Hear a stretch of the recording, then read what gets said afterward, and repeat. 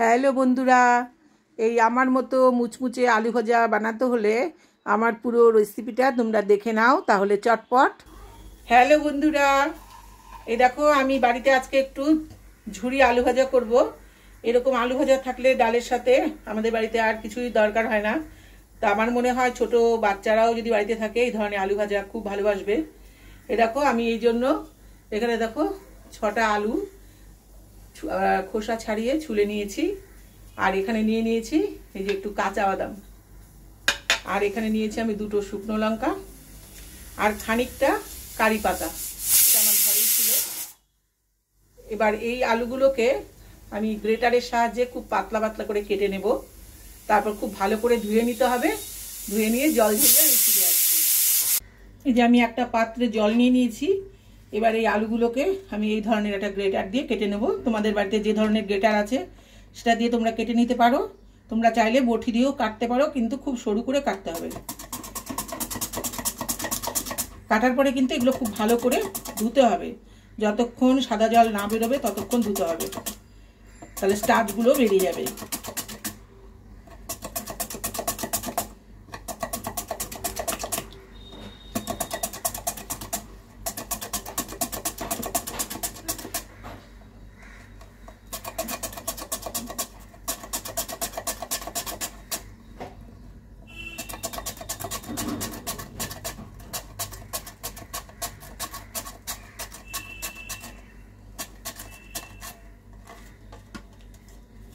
দেখো এইভাবে আমি কেটে নেবো। দেখো সবগুলো আলু কেটে নিয়ে ফিরে আসছি। তবে এগুলো ধুতে হবে কিন্তু খুব ভালো করে, আর যেন জল যেন না থাকে, খুব ভালো করে চিপে নিতে হবে। তোমরা চাইলে একটা ফুটো ফুটো ঝুড়ির মধ্যেও কিন্তু এগুলো ছেঁকে নিয়ে কিছুক্ষণ রেখে দিয়ে তারপর এগুলোকে ভাজতে পারো। তবে আমার খুব তাড়া আছে, আমি চিপেই তুলে নেব, এখন রাখার আমার সময় নেই। সবগুলো কেটে নিয়ে ফিরে আসছি। এই দেখো আমার সব আলুগুলো কিন্তু কাটা হয়ে গেছে। এই 6টা আলু কেটেছি, এই দেখো এতটা হয়েছে। তবে তোমরা এইভাবে কাটার পরে যদি 10 মিনিট জলের মধ্যে ভিজিয়ে রাখতে পারো তাহলে সব থেকে ভালো হয়। কারণ 10 মিনিট যদি ভিজিয়ে রাখো তাহলে এই যে আলুগুলো দেখো নরম নরম আছে, তো তাহলে এটা কিন্তু একটু শক্ত শক্ত ভাব আসবে। তারপরে তোমরা ভালো করে জল ঝরিয়ে নিয়ে এগুলোকে ভাজলে ভালো রেজাল্ট পাবে। তবে আমার হাতে এখন অত সময় নেই, তাই এগুলোকে আমি এখন ভালো করে ধুয়ে নিয়ে একটু চিপে তুলে নেব, নিয়ে আমি এগুলো ভাজতে চলে যাব। আর ভাজবার সময় কিন্তু লবণ হলুদ কিছুই এখন ব্যবহার করব না। এগুলোকে ভালো করে কিন্তু ধুতে হবে। দেখো জলটা কিন্তু এই দেখো ফেনা ফেনা উঠছে, পরিষ্কার করে ধুয়ে নিতে হবে।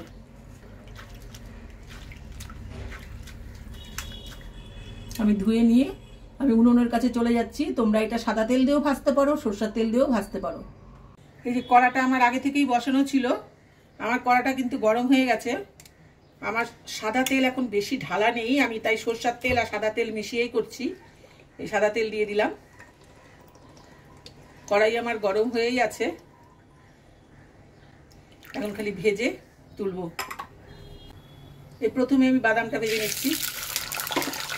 আলু পড়ে গেছে এর মধ্যে।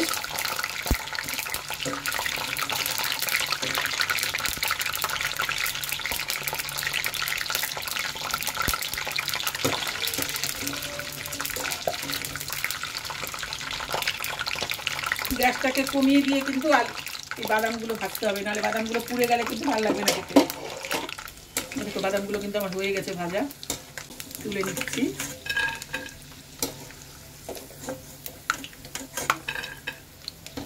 এবারে শুকনো লঙ্কা দুটো ভেজে নেব।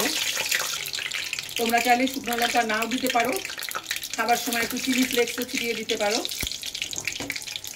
এটা মচমচা হলে পরে আমি গুঁড়ো করে দেবো আলু ভাজার মধ্যে, গন্ধটা তাহলে সুন্দর হবে।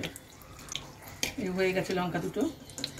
এবার এই কারি পাতাগুলো জল চিপে ভেজে নিচ্ছি। এগুলো ভাজতে কিন্তু খুব বেশি সময় লাগবে না, কিন্তু পুড়িয়ে ফেলবে না, পুড়িয়ে ফেললে কিন্তু ভালো লাগবে না। আর গ্যাসটাকে একেবারে কম করে দেবে এই সময়। আর একটু হবে।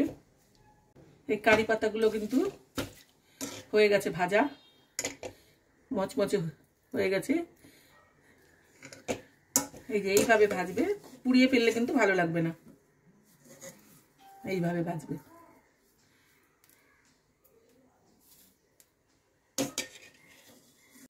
এবারে এই আলুগুলো অল্প অল্প করে দিয়ে আমি ভেজে নেব। আমি চিপে নিয়েছি, দেখো এর মধ্যে কিন্তু জল একদম নেই। জল দেবে, জল কিন্তু থাকলে কিন্তু ছিটে আসবে তোমাদের হাতে। অল্প অল্প করে দিয়ে ভেজে নিতে হবে। প্রথম অবস্থায় কিন্তু গ্যাসটা বাড়ানোই থাকবে, পরে যখন হয়ে আসবে তখন গ্যাসটাকে কমিয়ে দিতে হবে। আর ভাজবার সময় লবণ হলুদ কিছুই দেব না। খাবার সময় এতে চাট মশলা আর বিট নুন মিশিয়ে নিয়ে খাবো। এই ভাজাটা যদি তোমরা লবণ ছাড়া ভাজো তাহলে কিন্তু তোমরা বেশ কয়েকদিন এয়ারটাইট কৌটোতে আটকে রেখে খেতে পারবে। এটা কিন্তু একদম মুচমুচে থাকবে। আর লবণ যদি দাও সেক্ষেত্রে কিন্তু এটা নরম হয়ে যাবে, তখন দীর্ঘদিন কিন্তু এটাকে সংরক্ষণ করা যাবে না। আর এই ভাজাটা যখন করবে তখন প্রথম অবস্থায় কিন্তু ফ্লেমটা পুরোটাই বাড়িয়ে দিতে হবে। যখন নাকি প্রায় হয়ে আসবে তখন ফ্লেমটা একেবারে কমিয়ে দেবে, দিয়ে 2 মিনিট মতো ভেজে নিলেই দেখবে আলুগুলো একদম মুচমুচে হয়ে গেছে। তখন নামিয়ে নেবে। এই দেখো আলুগুলো কিন্তু এরকম ভাজা হয়ে গেছে। এই দেখো ঝনঝন আওয়াজ হচ্ছে, দেখো মচমচে হয়ে গেছে একদম। এবার কিন্তু আর ভাজা যাবে না, আর ভাজলে পুড়ে যাবে। এবার গ্যাসটা কমিয়ে দিলাম, দিয়ে এই আমি এগুলোকে তুলে নেব।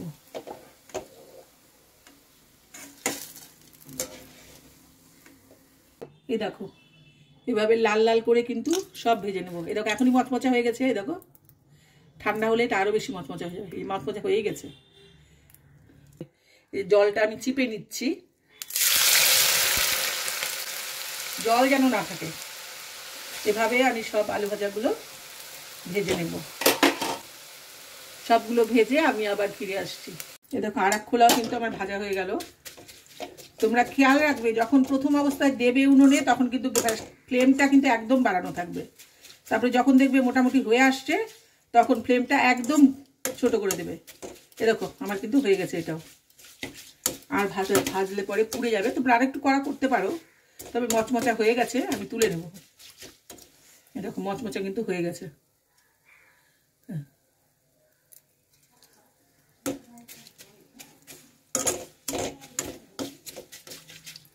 তোমরা চাইলে লবণ মাখিয়ে নিয়েও করতে পারো, কিন্তু লবণ মাখালে কি হবে, আলুটাতে জল কাটবে। তখন তোমাদেরকে চিপে নিয়ে ওটাকে তুলে নিতে হবে, তারপরে ওটাকে ভাজতে হবে। আর লবণ মাখালে পরে তোমার দীর্ঘদিন সংরক্ষণ করতে গেলে নরম হয়ে যেতে পারে। সেই জন্য যদি সংরক্ষণ করতে চাও তাহলে লবণ মাখিও না। আর তোমরা যদি ওই নিজে যেদিন ভাজবে সেদিনই খাবে তাহলে তোমরা লবণ মাখিয়ে নিয়েও ভাজতে পারো। এই যে খানিকটা আমি লবণ মাখিয়ে রেখেছি, এবার লবণ মাখিয়ে ভাজলে কেমন হয় তোমাদের দেখিয়ে দিচ্ছি। একই রকম হবে।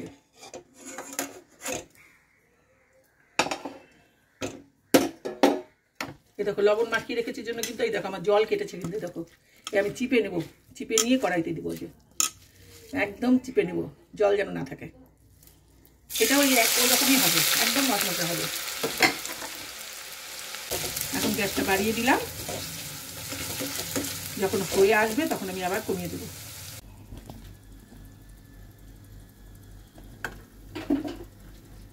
এ দেখো এটা কিন্তু আমার লবণ মাখানো একই রকম দেখো ভাজা হয়েছে। দেখো এটাও কিন্তু মচমচা ওই একই রকম হয়েছে।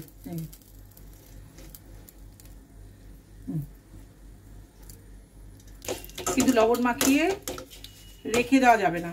সেদিন যদি তুমি ভেজে সেদিনই খাও তাহলে লবণ মাখিয়ে ভাজো, অসুবিধা নেই। আমরা আজকেই খেয়ে নেব, সেই জন্য আমি লবণ দিয়ে ভাজলাম। প্রথমে খানিকটা তোমাদের এমনি লবণ ছাড়া দেখালাম। এভাবেই আমি সবটাই ভেজে নিচ্ছি। আমার ভিডিও যদি তোমাদের ভালো লাগে তাহলে সাবস্ক্রাইব করে সঙ্গে থাকার অনুরোধ রইল। আমার বাড়িতে যদি এই ধরনের আলু ভাজা এবং ডাল থাকে আর তাহলে কিছুই প্রয়োজন হয় না। আমার মনে হয় অনেকের বাড়িতেই এটা হয়। এই যে আমার ভাজাই দেখো রেডি। এগুলো এখন সব একসঙ্গে মিশিয়ে নেব। আর শুকনো লঙ্কাটা এর মধ্যে গুঁড়ো করে, খাবার সময় গুঁড়ো করবো অবশ্য, এখন গুঁড়ো করবো না। আর খাবার সময় এর মধ্যে একটু চাট মশলা আর একটু বিট নুন মিশিয়ে নেব। এখন মিশালে কিন্তু নরম হয়ে যাবে। এ দেখো কতটা মুচমুচে হয়েছে। এ দেখো মুখে দিয়ে দেখো, দেখো আওয়াজ পাচ্ছ,